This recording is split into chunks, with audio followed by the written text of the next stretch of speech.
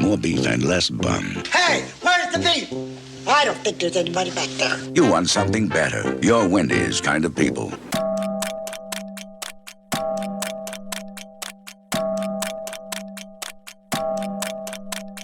WKGF presents The Witching Hour with Max Thorne.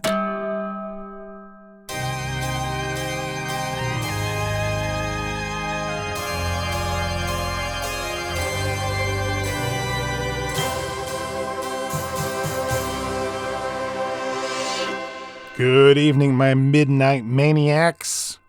It is I, Max Thorne, coming at you from Bakersfield, California. And with me, as always, is my producer, Tessa. And we are officially on the Christmas countdown. It is December 22nd, which means tomorrow is Christmas Eve, then Christmas Eve, and then Christmas. And I hope you've got all your shopping done, but I bet you haven't. Clock is ticking, my friends. The clock is ticking. So, this past Sunday, I watched a new show that I have been looking forward to. Now, don't make fun of me, but it's a cartoon. But it's not like a normal cartoon. Okay? It's called The Simpsons, and it's a spin-off from the Tracy Ullman Show, which I love. And I am happy to report that it is great. It's very funny stuff, maybe even groundbreaking stuff for animated sitcoms. And if the upcoming episodes are as good as this Christmas special was last weekend, this show might run for 10 years. Also, in the news, let's see. Nothing we care about. Hey, at the end of last week's show, we had a caller tell us about a Santa Claus at our local Bakersfield mall, the Valley Plaza. Now, what's so weird about a Santa Claus at the mall mere days before Christmas, you ask? Well, so did I. So I took the super short drive to the Valley Plaza on Ming Avenue here in town to try to get to the bottom of whatever this is. After all, it's the holiday season, and not everything has to be doom and gloom. I was unfamiliar where the security office was, or even where the mall Santas were stationed, so I split the difference and parked in the middle at the Oasis food court. And after easily being distracted by a delicious Tommy burger and fries, I checked the mall map and headed towards my destination. The head of mall security, who declined to be recorded, said he had received several complaints about one of the mall's Santas. Parents claimed this one particular Santa reeked of booze, to which security replied, "He smells festive." But the reeking of booze, which honestly is to be expected by someone making $1.25 an hour to listen to your kids demand things from him, was the least weird thing about this investigation. Turns out, most people didn't care about him being drunk. They cared about him being a bit too, let's say, specific. I was given the stack of reports and told to have at it, pretty boy. So I hit the payphone and began dialing. Here is what I discovered. Thanks for agreeing to speak with me, Mrs. Porter. Of course. I'm a big fan of the news. I never miss it. Every night at 6 and 11, I sit down to watch. Well, I'm on the radio. The radio? Oh, dear. Well, go ahead, I guess. Okay. You said your daughter Callie told you something about the mall Santa that upset you so much you chose to file a complaint. Can you tell me exactly what happened? Well, she got off his lap, almost in tears. First she said Santa smelled like her deadbeat father, who left us for a stripper named Tanya Tinsel, who, shockingly enough, wanted nothing to do with him after his dollar bills ran out. But I'm not going to let that bum back in this house. No sirree. You can bet on that. Right. About the Santa, though. Oh, of course. So after that, she said something else. Which was? She said Santa told her not to worry and that our dog wouldn't feel a thing. Now, what the hell does that even mean? I have no idea. Is the dog old or sick? No, the dog is dead. Got out the other day and ran right into traffic like an idiot. Popped like an overfilled water balloon. You don't think that's a bit strange? How did Santa know? Oh, that poor dog. I'm sure our listeners will love that story. I ended the call and moved on to someone else. Dead dogs don't exactly make radio gold. Next up was Mr. Daniel Reeves, who had this to say. I didn't care that he was drunk. Hell, I was drunk. You ever taken a kid shopping during the holidays? It's like Dante's 8th layer of hell, or whatever. So I've been hitting, a nip here and there, a nippy here, a nippy there. Hey, it's the holidays. Sir, the Santa. Oh, sorry, I'm drunk right now. It's the weekend, after all. Sir, it's Wednesday. Oh, God, I've got to get to work. He hung up. Next in the complaint pile was Angie Berkowitz. Thanks for agreeing to talk to me, Miss Berkowitz. No talking dogs where you are, right? Huh? Okay. Bad joke. Thanks for agreeing to speak with me. I don't listen to no rock and roll. Well, I'm calling about the mall Santa, remember? Oh, yeah. I remember that Santa. My daughter asked him for a Barbie dream house. You know what that creep said? Please tell me. He said, "Forget the dream house, kid. Stay away from those monkey bars at school. Got it?" Stay away from the monkey bars? And this was upsetting for her? Yeah, she didn't go to that fatso for life advice. She went for that dream house. Funny thing, though. What's that? Oh, she fell off the monkey bars the next week. Broke her arm in 3 places. Now, how in the hell did he know that, huh? Did you complain before or after she broke her arm? Both, of course. First time because she really just wanted that dream house. And second, he should have properly warned her about those monkey bars. But he did. He just said to avoid them. He didn't tell her why. That seems important.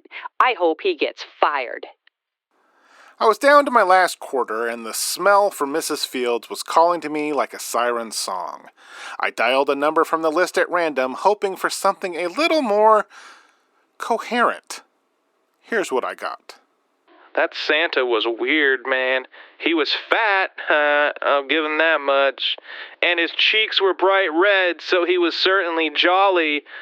But he talked like a sailor on leave, if you catch my drift. My kid asked for a Ninja Turtles toy. He's obsessed with those damn things. And you know what this Santa told him? Tell me. He said, "Your dad might need to save his money.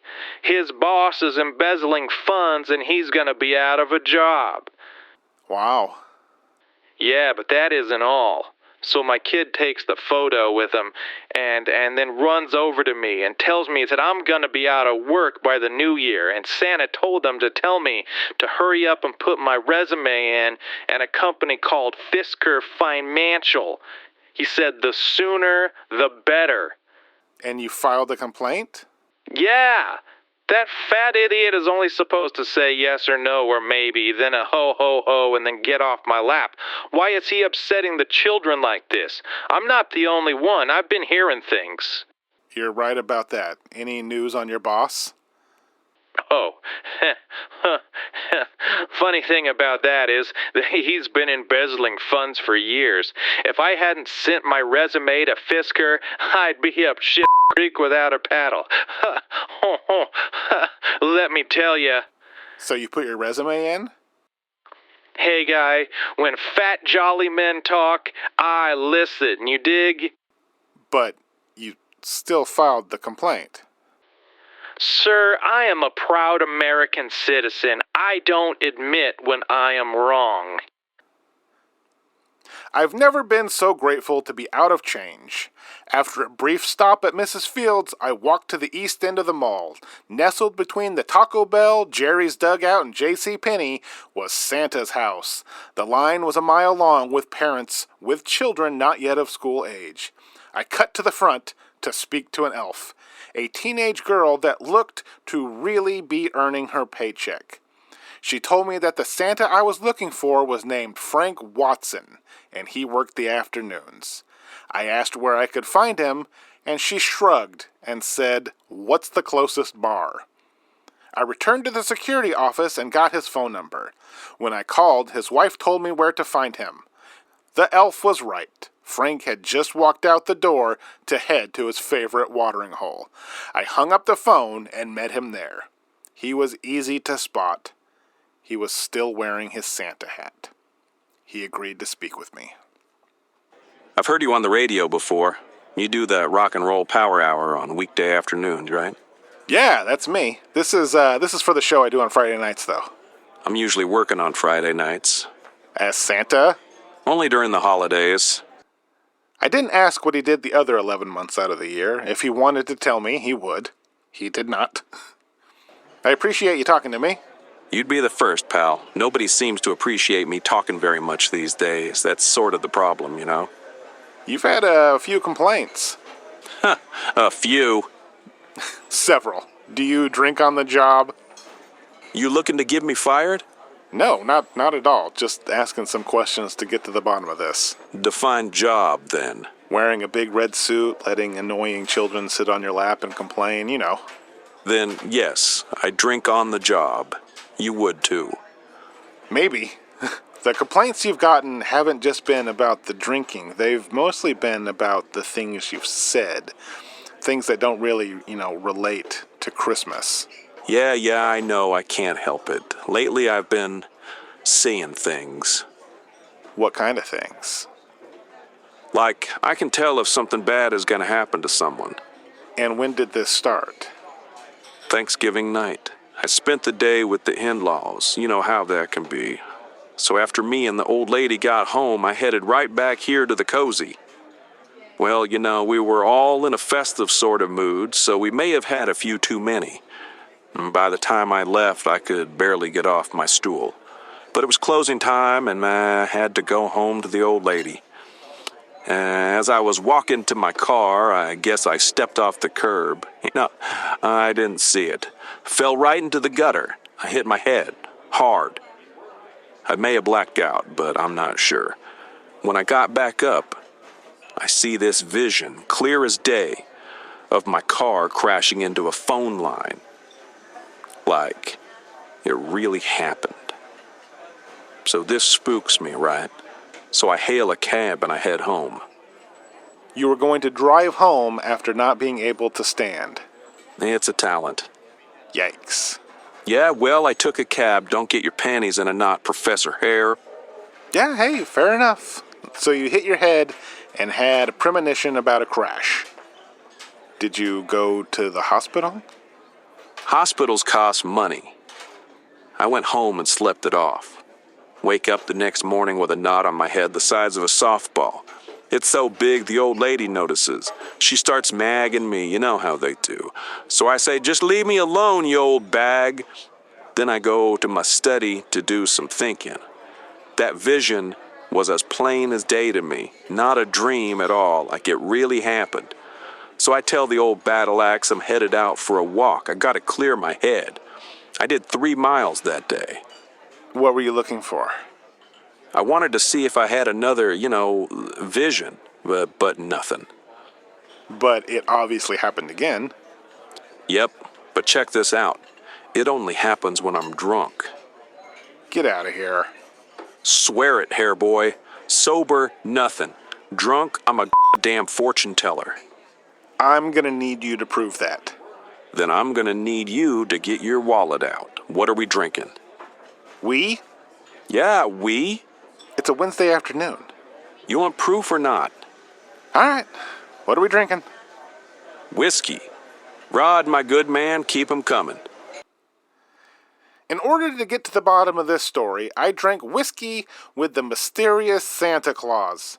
He outpaced me 4-1, and when he said he was finally ready, we stepped outside to put his theory to the test.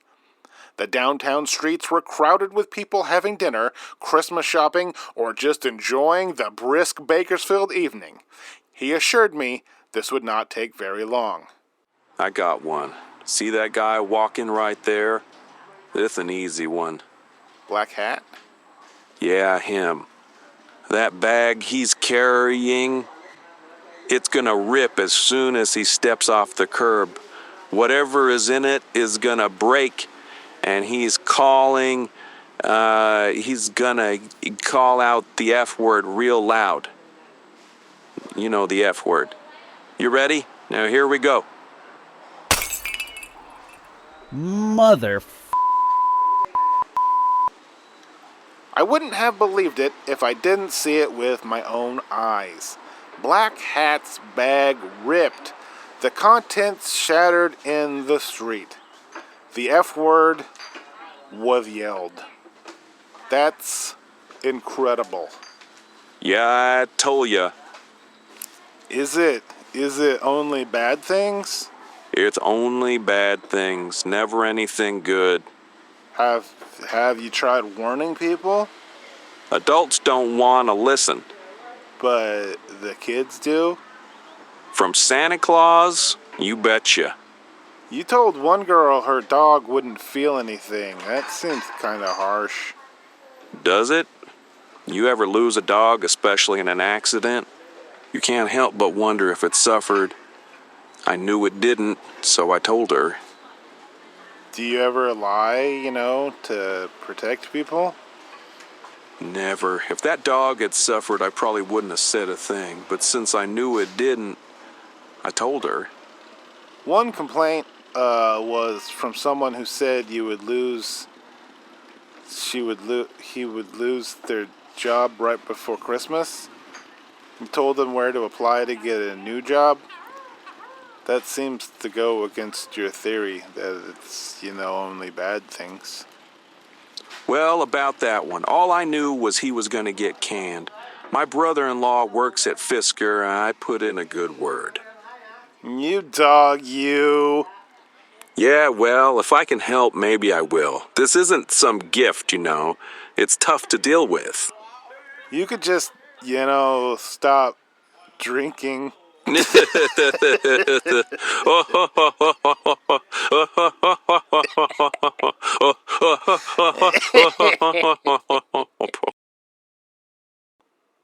Frank had 3 more premonitions tonight, all personal to the people involved, so I have no way of verifying, but I do know what I saw, and I don't think anyone can predict a bag breaking like that.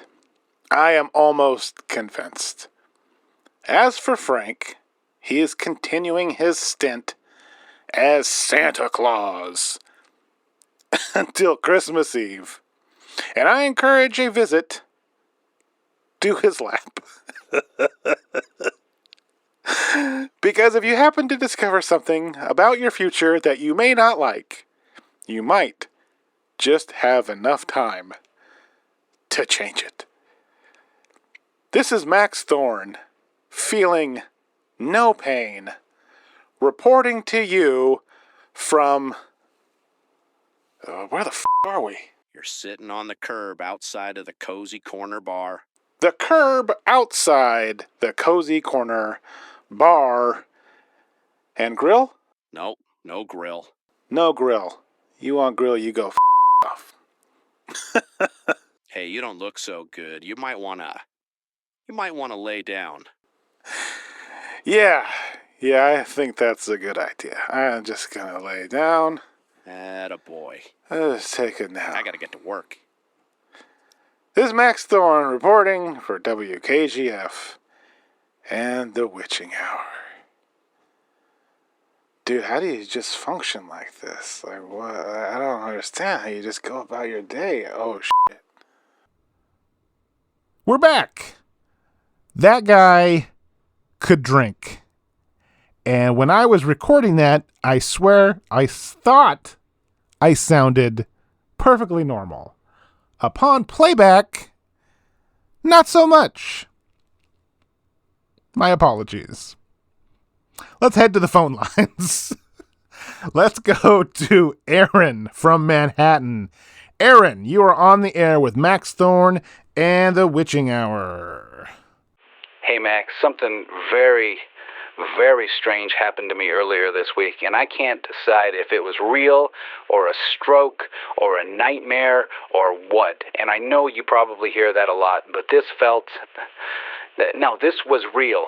But there's no real explanation for it other than I passed out and had a dream that felt much longer than it was. Then regained consciousness and went about my day. That's the only thing that makes sense, but I've never had a dream feel like that, so I don't know. It's gonna sound ridiculous. Lay it on us, Aaron. This past Monday, I work in a high-rise in Manhattan. It doesn't matter which one, just a tall one. And my office is towards the top. And I work late a lot, and I've been doing it a long time. So if I hop on the elevator and take it to the lobby with no interruptions, it's about a minute and 15 seconds down. Like I said, I've been doing this a lot. Now, if people keep hopping on and off, then I don't even track it. Like, in the mornings, it's crowded, but when you work late, you can catch it and sometimes take the whole ride by yourself. This is relevant to the story, I promise. I believe you. So, like I said, this past Monday I was working late. When it was time to go, I called the elevator, hopped on, no problem. Then about halfway down, the elevator stops. No sudden jolt or anything, it's just like it's stopping at a floor. Only we were between floors, and the doors didn't open. So I just waited a few minutes, hoping the problem would fix itself, and it didn't. And I was pretty annoyed. It had been, a long day, and I still had a subway ride and a short walk before I could be home. So I pick up the emergency phone to call for help, and it's dead. There's no dial tone, no recorded voice, nothing. It's supposed to connect to somebody, I don't know, but it didn't. So now I'm getting impatient, and I check my watch, and it's not ticking. The time was still right, or close enough, but it had stopped ticking. This is a $7,000 watch. It doesn't just stop ticking. I have a $20 Timex. It takes a licking and keeps on ticking. Yeah, this is a Rolex. It should survive a nuclear holocaust, but no, it froze up on me. So now I'm even more annoyed, So I'm not ashamed to admit I start sulking. I say a few choice words I can't say on the radio, then sit in the corner, just waiting for this thing to magically start up again. And here's where the story takes a turn. I'm going to sound crazy, but I started to hear something. Not in the elevator, but outside. And my first thought was someone was coming to get me out of here. Maybe they were opening the doors the floor above. But then I heard breathing. And it was loud, like someone was standing right behind me. The only thing behind me was, the wall. Still, I said, hello, and the breathing got louder, almost like a snarl, like an angry, wild animal, And I just sat there, like frozen. Then I heard these clanks, like clank, clank, clank, like whatever was out there was walking across the top of the elevator. Oh my God. Yeah, so I got to my feet, like fight or flight, and flight isn't an option. Hey, I'm trying to follow the clanks. It's almost like they're walking in a circle, and then the lights cut off. No emergency lights, no nothing, just pitch black, and the sound of those clanks above me. And by now, I'm like sweating like crazy. I take off my jacket, I undo my shirt, I roll my sleeves up, and the clanking stops after a few minutes, and the lights kick back on. And the breathing has returned. But you know how, like, monsters sound in the movies? Like, each breath is like a miniature lying roar with, like, bad emphysema? That's what it sounded like. And I am terrified. In a situation like that, your mind really goes to some dark places. Like, remember the movie where the guy goes into the bomb shelter and when he comes out, the world is gone? That's what I start thinking. Like, what if we were being taken over by aliens, monsters, whatever, and everything outside the elevator has been killed, and I'm all that's left? I know it sounds completely insane, but when you're stuck in a situation that is already insane, other things start to sound a little more plausible. I am familiar with that situation, trust me. You believe me? I am in the believing business, Aaron. I have seen some things. Yeah, I know, I heard. So go on, take your time. So I just stay there while this thing is snarling at me. It's been a good hour by now, and I'm getting very impatient. Like, if this thing's gonna eat me, just get it over with. My legs were starting to hurt, my back was starting to hurt, and I was very tired. But one thing I wasn't was panicking. I was annoyed, but not panicked. And that weirded me out because I should have been. Like, it was weird. So I waited and waited, and the snarling got loud and louder. Then there was a loud bang on the wall opposite me. Whatever was out there was just on the other side of the side mirror. But all I could see was myself. But it was there. So I take a few steps towards it. And it's just me staring at myself until my reflection, starts to warp. Something was pushing from the outside, distorting everything in the mirror. And I stepped back, but the mirror kept moving. It was like forming something. A face. Not a human face. Not an animal face. It looked like a monster face, a literal monster, and I swear I know that sounds insane, but there it was, right in front of my face, plain as day, a monster face in glass, in my stuck elevator, and it just stared at me. Did you stare back? I did. What else could I do? I stared at it for a solid minute, and then the lights cut out again and pitch black, but this time only for about 30 seconds. Then the elevator floor buttons started flashing. The buttons were, I don't know how to describe this.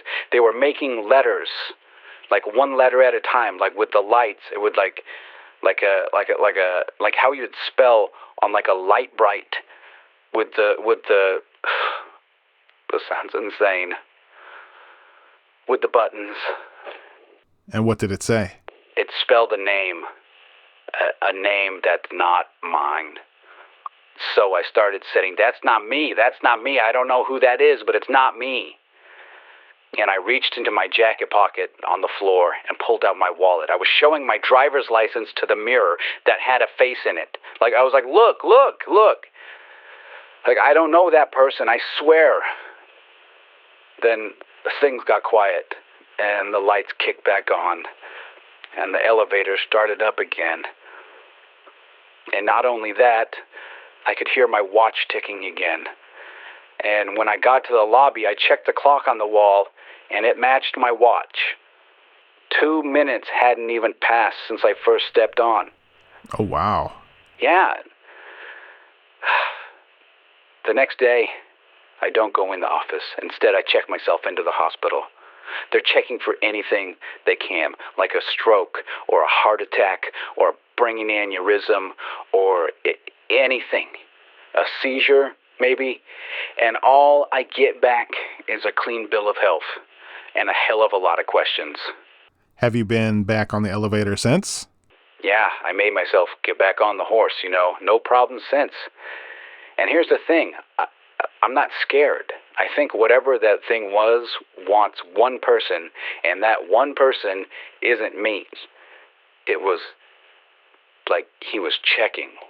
Have you asked anyone else in the building if they have had any strange encounters or felt a little woozy in the elevator? No, are you kidding me? I would sound like a lunatic. I sound like a lunatic right now. There are thousands of people in this building I work in, but that's what I'm calling you, and why I didn't name the building. I just want to see if anyone else out there in Manhattan has had anything like this happen. You can call me. And we can, match stories. How about they call me instead of putting your phone number out to the world? That doesn't seem like a very good idea. I have a feeling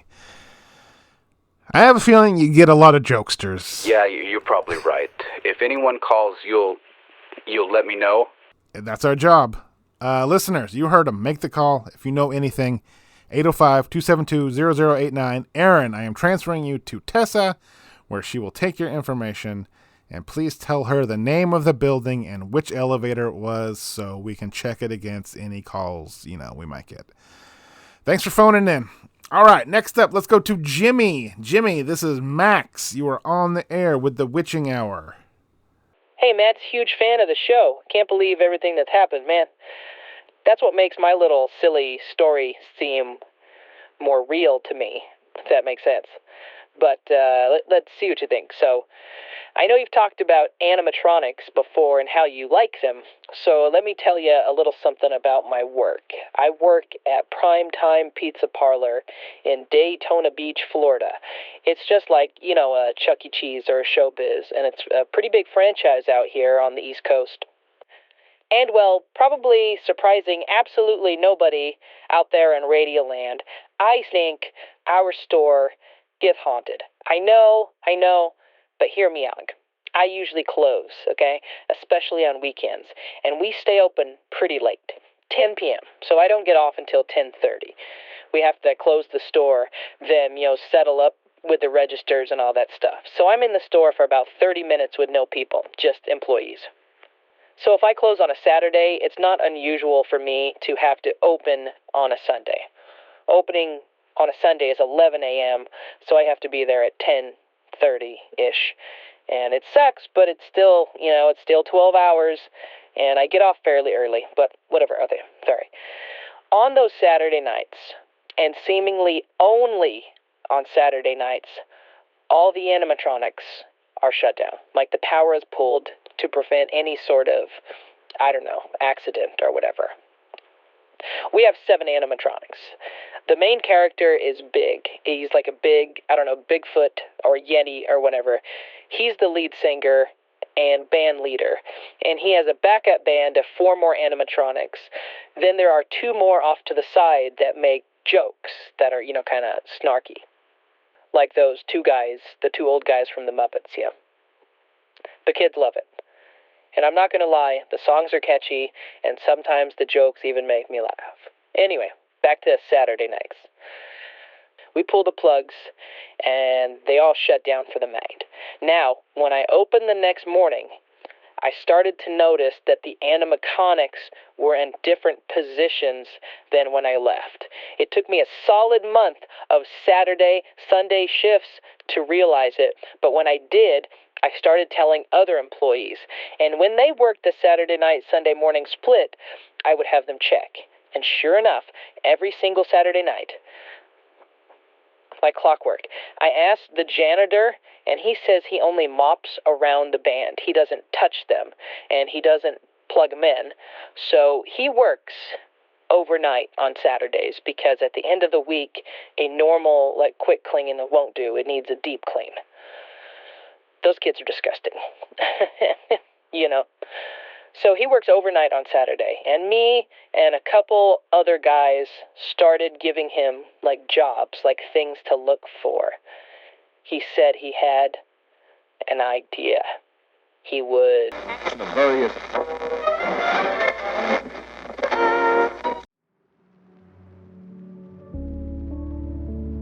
Another Saturday night working at the Primetime Pizza. I don't know how the hell these kids get cheese stuck under the tables. This whole place has 8 layers of grease covering everything, and it's my job to make it clean again so it can start being destroyed the second the doors unlock the next day.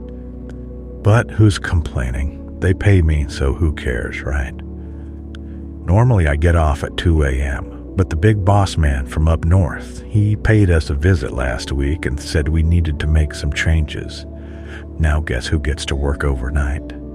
But hey, it's more hours, so no complaining.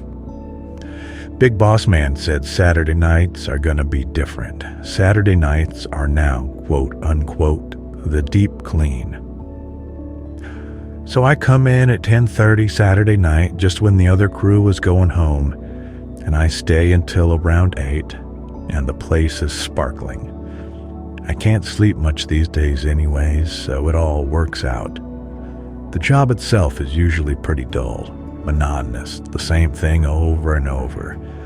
But tonight might be a little fun, even if it's just silly fun. Thursday night, one of them boys that works evenings here told me a story. He thinks them animatronic things are alive. I laughed it off, but he didn't seem to be joking. He said it only happens on Saturday nights. He says the machines are always in a different pose the next morning than when he left them. Asked if I ever moved them or plugged them in, and I didn't. Never. Most I did was dust them, but that's not even my job. Smarter people than me are in charge of those things. And this guy told me to keep a lookout, see if I see anything strange. So that's what I'm going to do tonight. Like I said, just for fun.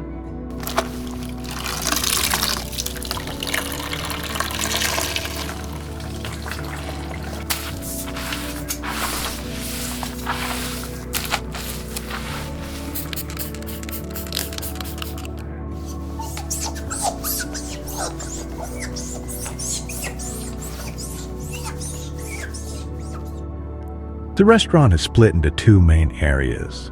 On one side, you've got the stage, the band, the lights, the big show that all the kids come running towards the second the doors open. And on the other side is the arcade. They're all flashing lights and electronic noises and sticky floors, where kids lose track of their parents and parents pretend not to notice. I always start with the arcade. By the time I come in, the place is quiet in a way that feels earned, you know. The doors are locked, the music's off, and all that's left is the hum of the arcade machines and the smell of pizza that's soaked into the walls over the years. It's not a rundown place. Far from it. This place is doing great. But when you're there alone at 3 a.m, even a successful pizza parlor can feel like a ship that's been abandoned at sea. I checked the plugs like the boys asked. Every single animatronic had been powered down properly. Power cords pulled clean from the wall, wrapped up the way the manual says they should be. I even went a step further, unplugged the entire power strip and carried it with me, just so there wouldn't be any question later. For the first hour or so, everything felt normal. Annoying, repetitive, dull. The kind of work where your mind just drifts and you think about anything except what you're doing. I scrubbed full meals off of the bottoms of tables. I scraped dried cheese off chair legs. I mopped up spills that had no business being as sticky as they were. And that's when I noticed it. Not so much a sound. I could just sense something. Like the place felt busy, like it does when it's open. It just felt occupied. I kept telling myself it was nothing. All buildings make noises. Machines hum. There's a freeway close. Your brain fills in gaps when things feel a little off, you know. Still, I found myself glancing towards the stage more than I usually did. When I finally walked over there, I stopped short. The Bigfoot, Polly Primetime, the main singer, the one every kid recognizes. His head was tilted slightly to the left. Barely noticeable. The kind of thing nobody would catch unless they'd spent months cleaning around that stage and straightening everything before they left, the way I did. I know how I leave things, and that kid Jimmy seemed to notice too. I told myself I must have bumped him earlier. That made sense, but only if I didn't think about it. So I did what anyone else would do. I didn't think about it. I pushed a chair right in front of him, kinda balanced it on one leg, and leaned it on him. That way, if that giant Yeti moved, even slightly, it would have to knock the chair over. Then I went back to work. Another half hour passed, maybe more. Time gets as slippery as those joysticks when you're alone. When I come back to the stage, the chair wasn't knocked over. It had been moved. Carefully. Set off to the side like someone didn't want it in the way. And the Bigfoot's head was tilted the opposite way as when I left it. I didn't panic. Not yet. What I felt was something closer to embarrassment, like I'd missed something obvious, like there was a perfectly reasonable explanation. I just hadn't thought of it yet. When Jimmy pulled me aside and told me his theory, I thought he'd been hitting the grass a little too often, but now, I'm not so sure. I remembered something I saw in one of those old haunted house movies.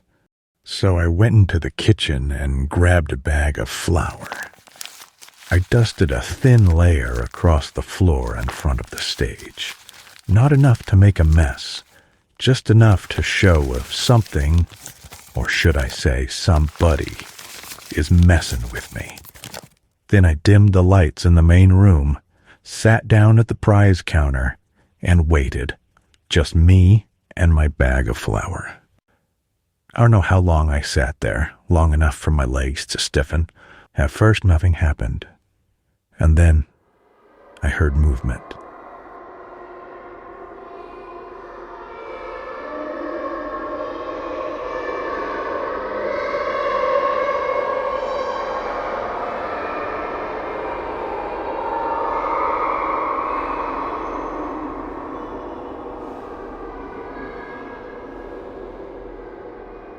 I stayed still, barely breathing, afraid that if I moved, whatever was happening would vanish the way things do when you try too hard to see them.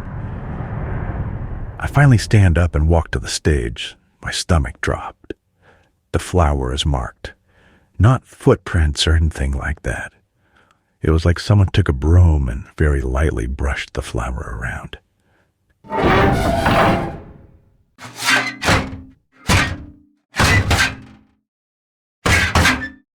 The animatronics start moving after that. They're stretching. Motors are whining softly as arms lift and heads turn. Slow and stiff, like they'd been frozen in place for too long and were remembering how to work again.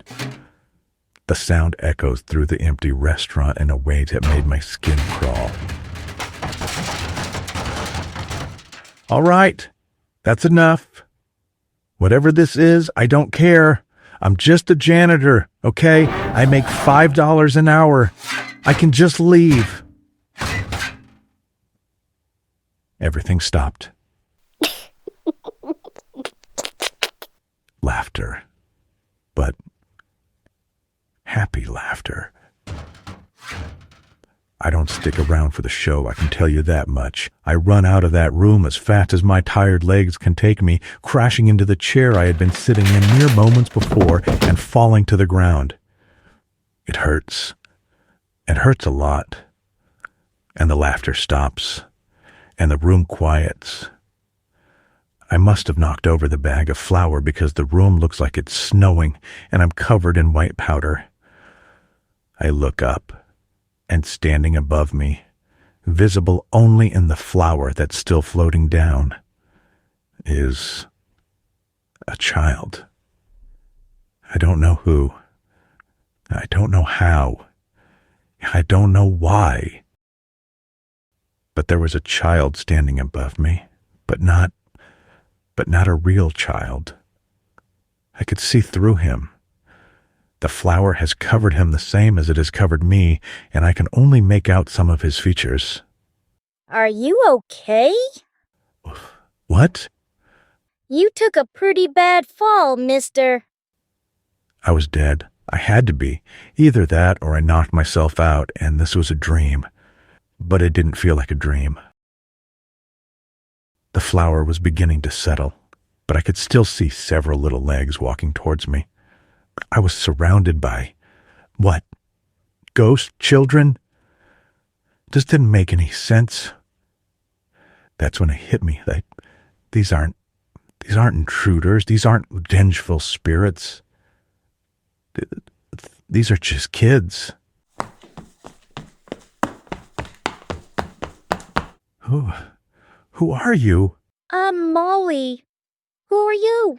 I'm Henry. It's nice to meet you, Molly. Nice to meet you too. But what are you doing here? We're having fun, silly. What are you doing here? I really don't know what I'm doing. Are you hurt?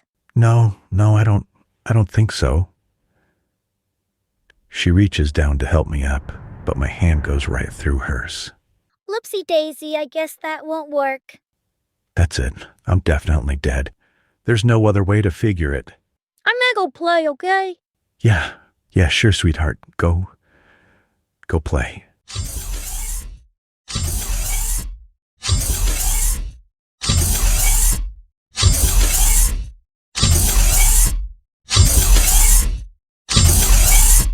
Oh my God. Polly Primetime has stepped down off the stage and is headed straight for me. I don't move. What could I do anyway? Here! Let me help you up. Maybe I'm not dead. I must have passed out. I passed out, and this is a dream. There is a giant Yeti standing over me, offering his hand. Don't be shy. Take my hand. What can I do? I take his hand, and he helps me up. And there you go, little fella. What the hell is going on? Oh, hey, come on, no language. There's kids around. You're right. I'm sorry, but... I'm confused. That would be the understatement of the year. I'll be happy to explain. I'm all ears. I think Ellie would be all ears. Isn't that right, Ellie? I'm Ellie. I'm an elephant. The elephant in the party dress, holding the bass guitar. She's talking, thou. And I have big ears. Nope, I'm dead. That's the only way to explain it. I'm dead. Now just calm down. I can explain. Explain what? I'm dead. What is there to explain? This place. It's magical. Yeah, I can see that, but how? I'm just a mechanical Yeti. I don't have all the answers. What I can tell you is this. Are you ready for the truth? Yeah, I think so. You met one girl. Maybe you saw some others. I don't know. But they're all here. I bet there are 40 of them here tonight. What are they doing? They're having fun. So I heard. These kids are... Well, there's no nice way to put this. They're dead. Taken from this planet way too soon. And this place, this room, well, this works as sort of a mating place. Kids from all over, kids whose lives were stolen, can gather here on Saturday nights and interact with other kids. They can have real fun. But how? Was this where they died or something? I don't understand. Just the opposite. This is where they felt most alive. So every Saturday night, after everyone is gone, we open the other doors and the children come in. But I'm afraid now that you know the truth, it may be coming to an end. What? Why? Because this place is a secret. But now the secret is out. How did they die? Some of these kids are new here tonight. It's not the same ones every week. It rotates. But that girl you talked to, that was Molly. She was diagnosed with stage 4 leukemia when she was just 6 years old. She didn't make it to her 7th birthday. So she comes here. where she can live again. One of them boys over there, he was shot, caught in the crossfire of two full-grown adults shooting it out. He was just playing in his backyard. Do their parents know? Oh, heavens no. This isn't a place to reunite with loved ones. This is simply a place for fun, and we provide it the best we can. But you're a machine. Yep, I am a machine. You're a machine and you're unplugged. You're supposed to be bolted to the stage, but here you are. Yep, and before the night is over, I'll be back bolted to that stage again. This is crazy. This is crazy. It is, huh? How long did I stay? Usually about 2 hours of your Earth time. Of my Earth time? Oh, I'm just kidding. 2 hours, 2 hours. Every Saturday night? Every Saturday night.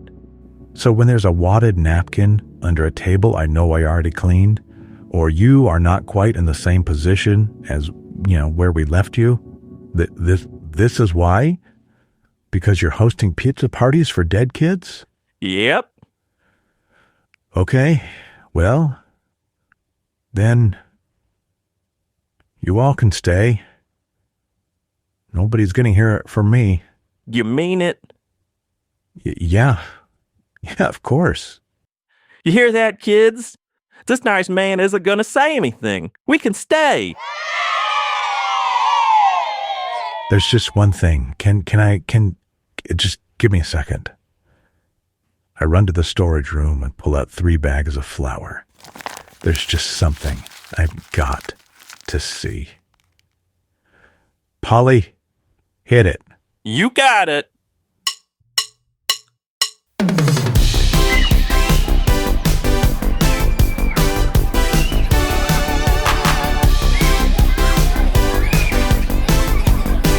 I open the first bag of flour and swing it around my head.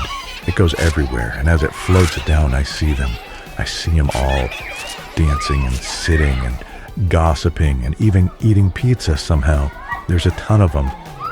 I can't believe my eyes. It's like a normal weekend here, only the kids were see-through. Even the video games in the other rooms start firing up. I could hear their laughter as they played. When the flour settles, I open a new bag, then a new bag, until it's time for the party to end.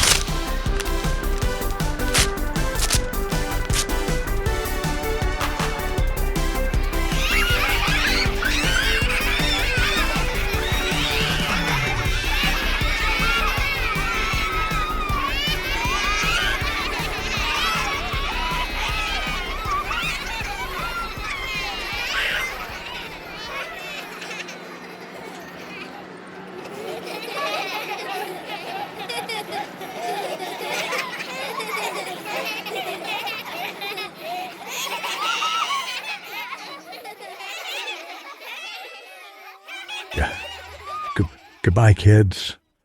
Goodbye, kids. I'll see ya. I'll see you next Saturday night.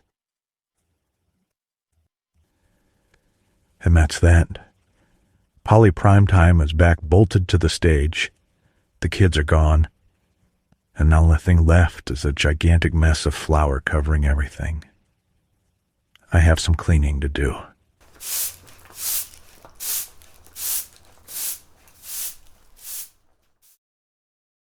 At the end of my shift, I leave Jimmy a note. It reads, "Observed closely all night and saw nothing out of the ordinary, except the machine settling a bit after a few hours. Maybe that explains it. If not, I will check again next week, but I don't think it's anything to worry about. Your pal, Henry." He says he found nothing weird, but man, I don't know. The machine settling kind of makes sense though, right?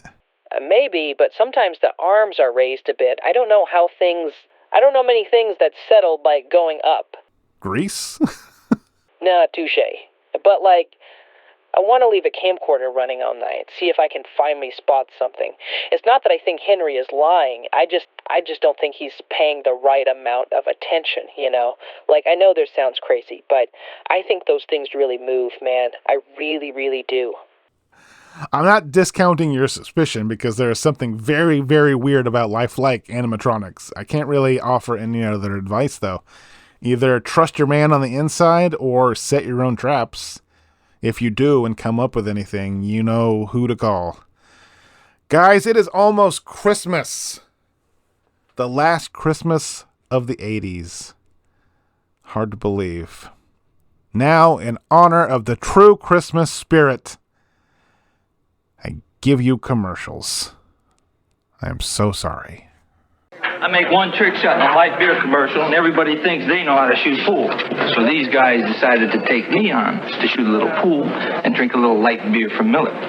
Because it's less filling. It's great! Less filling. Let's quit talking and start chunking.